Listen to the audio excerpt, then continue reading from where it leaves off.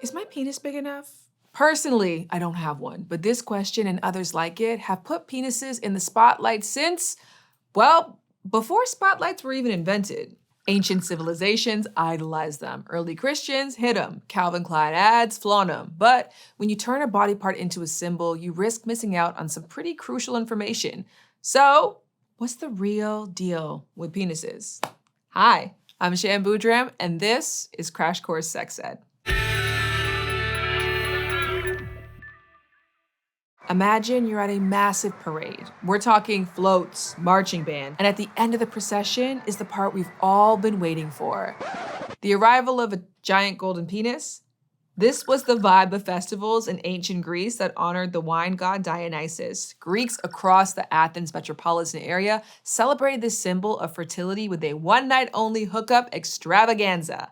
And they weren't the only ones to celebrate penises. The ancient Egyptians carved their gods with larger-than-life erections to represent creation. And the ancient Romans believed a phallus could ward off the evil eye, so they put them on all sorts of things. Kind of like me and Frank's Red Hot Sauce. But when Christianity took over much of the world, the vibe changed, and it became more common to see the penis as a symbol of evil and sin. In the 1560s, the Council of Trent launched a campaign to cover up penises with fig leaves. And many women who were accused of witchcraft were actually accused of penis stealing or having knowledge of the devil's penis. Hate 'em or love 'em, the theme was the same. Penises were a big deal. And to some degree, I totally get it. I think penises are fascinating. Like, it can just get erect without you telling it to. If you have a penis, you might have had your first erection before you were born, and you could have your last after you die. You don't see that happen in zombie movies. But if we think of penises as a symbol of celebration or sin, we're missing out on learning about actual penises, which are pretty amazing, just not in the parade float kind of way. Unlike the vulva and the vagina, we've known how penises work for a long time, at least once we got past the idea that erect penises were just full of air. Early thinkers were pretty fascinated by the D, including Leonardo da Vinci. Near the end of the 15th century, he dissected human cadavers and drew elaborate sketches of the penis structure, becoming the first to note that erections are not caused by air, but by increased blood flow to the penis. And since Da Vinci's day, our knowledge of the penis has kept on growing. So let's get into it. While the vulva has different holes for peeing and sex, the penis has just one small hole at the end of it. It's called the meatus. Nope, I am not joking. And it's the exit for both urine and semen, the fluid that comes out when a person ejaculates. While pee has a relatively straight shot from the bladder out of the body, semen takes more of a scenic route. After being formed in the testicles, mature sperm travels from a duct called the epididymis through a crazy straw-looking tube called the vas deferens, and eventually into another tube called the urethra before it's shot out from the meatus during ejaculation. And if the penis pulling double duty makes you think, Shan, doesn't that mean I might pee during sex?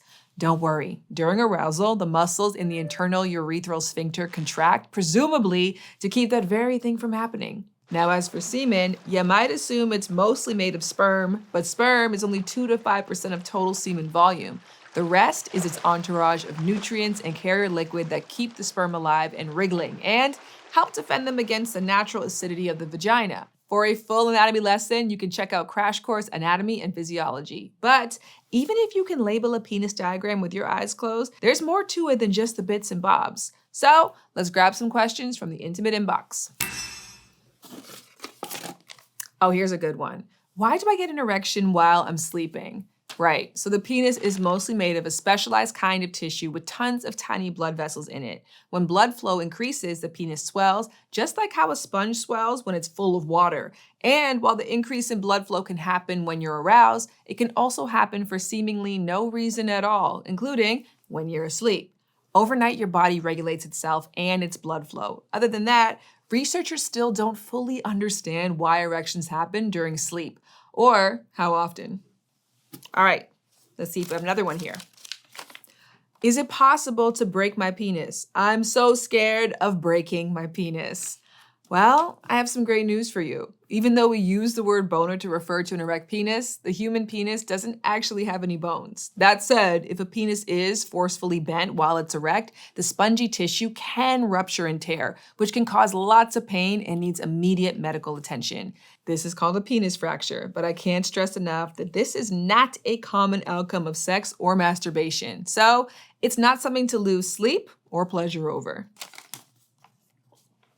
Okay, here's a question from a non-penis haver. When I don't want to have sex after making out, my boyfriend says he has blue balls. What does that mean? I am so glad you asked this question. The penis isn't the only organ that can swell during arousal. Blood flow to the entire genital area is increased, including the testicles to help move semen to the urethra. So if someone gets aroused but doesn't ejaculate, it can cause a temporary buildup of blood in the testicles, which can feel uncomfortable. Fun fact, the same thing goes for the clitoris. But unless that erection lasts for more than 4 hours, which actually is a sign of a medical condition, blue balls aren't in any way dangerous. Ejaculating or just waiting for the arousal to subside will bring relief. And if your partner has blue balls, that isn't something that you have to help them with. Okay. Well, it looks like all the other questions in here are just the same question. Is my penis normal? And the short answer to that is probably. I mean, I'm not a doctor, but probably.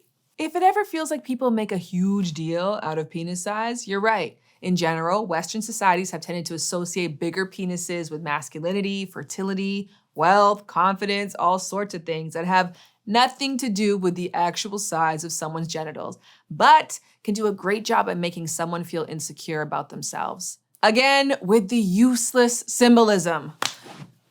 So let's cut to the chase. The best estimates we have for average penis size come from a 2023 paper that analyzed 75 studies and included over 55,000 measurements from different populations around the world. These were the results: an average flaccid length of 3.4 inches and an average erect length of 5.5 inches. As for girth or circumference, another large study found an average flaccid girth of 3.7 inches and an average erect girth of 4.6 inches.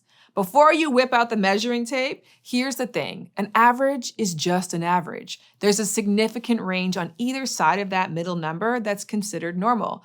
Plus, research shows that folks with penises are the ones who assign size the most importance.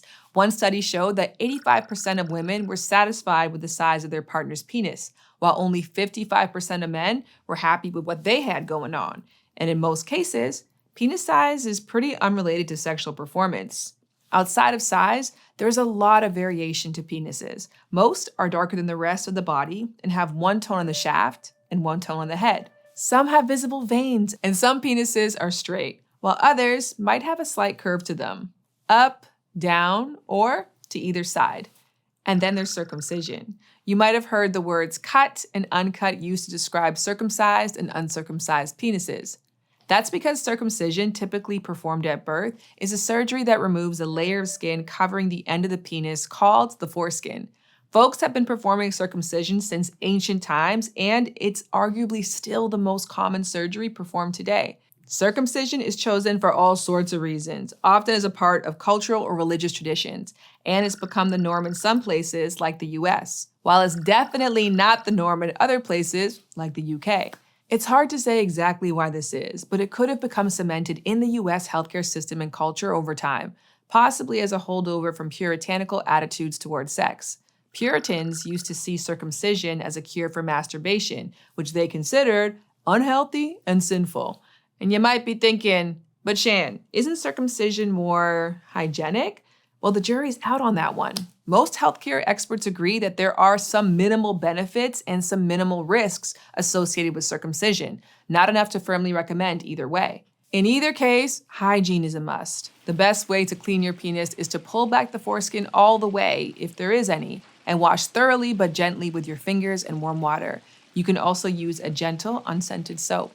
So, there you have it. Penises might have been the stuff of legend for much of human history, but take away all the symbolism and it turns out they're just a really cool part of the human body.